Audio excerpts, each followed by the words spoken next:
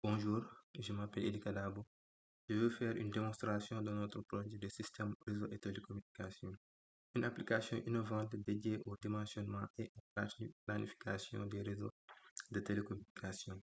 Cette application est conçue avec le langage Python et l'interface graphique PYQT6.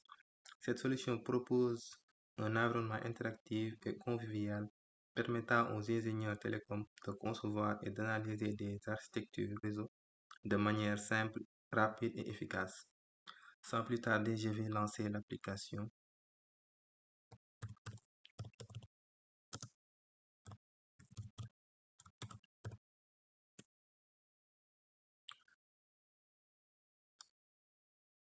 Dès le lancement, l'application vous accueille avec une interface intuitive qui propose des formulaires dynamiques adaptés à chaque technologie. L'utilisateur peut renseigner des paramètres spécifiques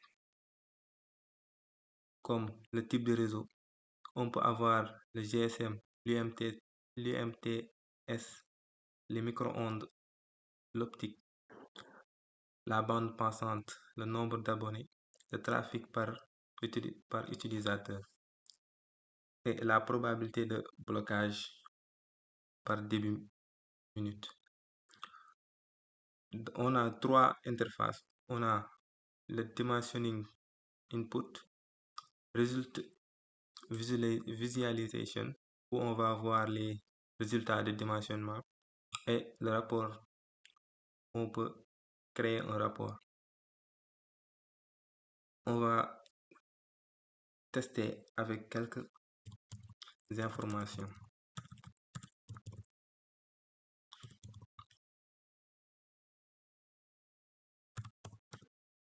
On choisit une bande passante de 900 MHz, nombre d'abonnés de 1000, un trafic par réseau 0,02 et la probabilité de blocage 0,01.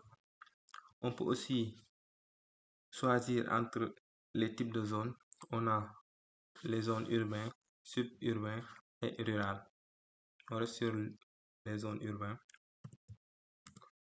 On a aussi la superficie, on choisit 100. Type de terrain, on a plat, vallonné, montagneux. On peut choisir montagneux et les hauteurs de bâtiment, on peut choisir 15 mètres. Ici, on a les coûts. On peut laisser par défaut et calculer le dimensionnement. Une fois qu'on a calculé le dimensionnement, il va nous envoyer dans la partie visualisation où on va voir le résultat du dimensionnement pour GSM.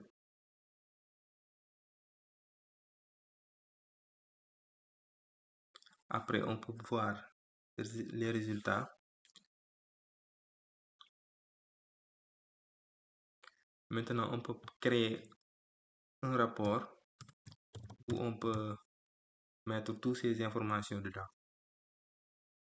Voilà, le rapport est généré avec succès. Une fois généré, on peut l'avoir ici. Voilà, le rapport est là. Maintenant, on peut tester pour les autres types de réseaux. Pour le GSM et l'UMTS, ils ont les mêmes paramètres. Mais pour les micro-ondes et optiques, on a les paramètres du budget de liaison où on peut mettre la puissance d'émission, le gain antenne émission, gain antenne réception, la sensibilité récepteur, distance de liaison. Pour mettre les informations.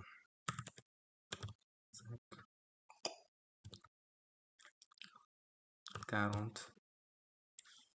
Pour mettre moins 80 et 10. On peut laisser les autres informations. C'était.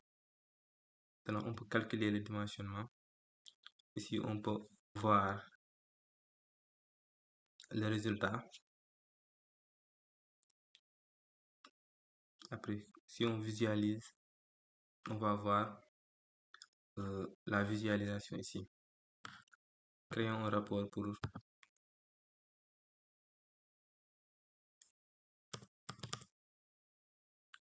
voilà, le rapport est créé. Maintenant, je peux l'avoir ici. Voilà. Merci de votre attention.